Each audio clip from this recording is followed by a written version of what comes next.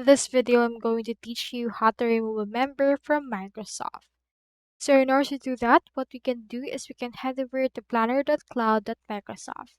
From in there, proceed to click onto the sign in option in order to successfully sign in.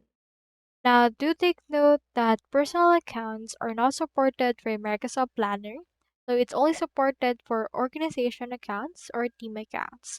So it's only available if you're explicitly invited to a particular organization. So do take note of that.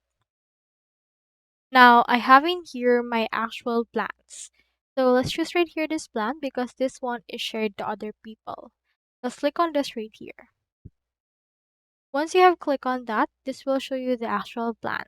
So what you can do is you can just proceed to actually click onto the share icon right here, and with this we can actually open the actual addition or removal of our members. Here we have this. So what we can do is you can just proceed to enter right here the name of the member that you want to add. However, if you want to remove someone, you can proceed to actually remove them. For example, let's invite someone first. Input right here their details and add them to your actual plan.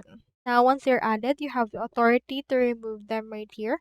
Just find the member on the list that will appear, and from in there, you can locate the name of the member that you wish to remove.